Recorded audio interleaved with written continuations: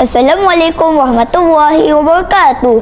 Nama saya Najahan Naim bin Muhammad Sazali. Saya dari kelas 4 skip 1 di Sekolah Kebangsaan Jalan Pil, Kuala Lumpur. Hobi saya ialah membaca buku kerana ia membantu saya menambah ilmu dan memperluaskan imajinasi.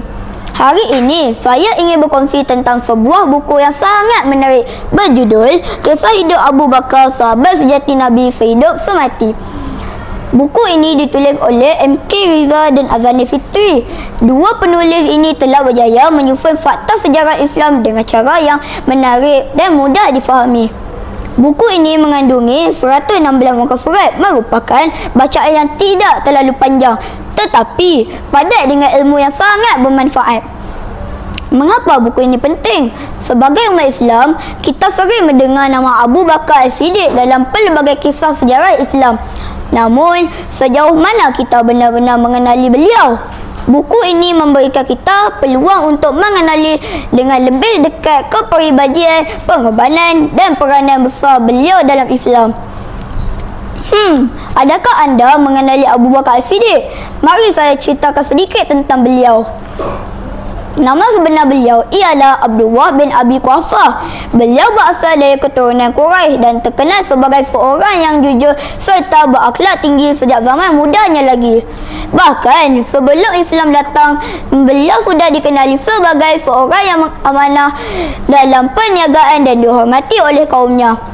Kejujuran dan kepribadian mulia Abu Bakar menjadikan beliau insan yang senang menerima kebenaran.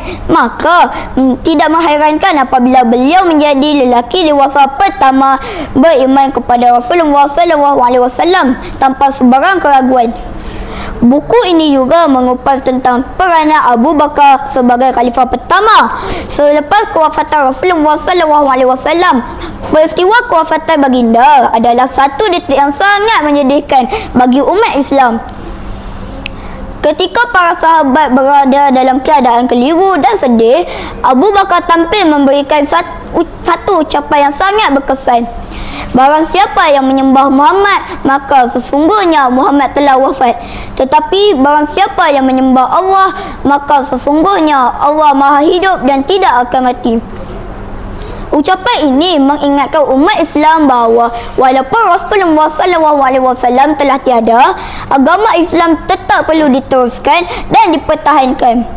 Sebagai khalifah pertama, Abu Bakar berhadapan dengan cabaran besar, termasuk golongan yang murtad dan enggan membayar zakat. Namun, beliau menangani semua cabaran ini dengan penuh kebijaksanaan dan ketegasan. Keberanian Abu Bakar dalam menghadapi pemberontakan, kebijaksanaannya dalam menyusun strategi peperangan serta ketegasannya dalam mempertahankan Islam menjadikan beliau pemimpin yang luar biasa.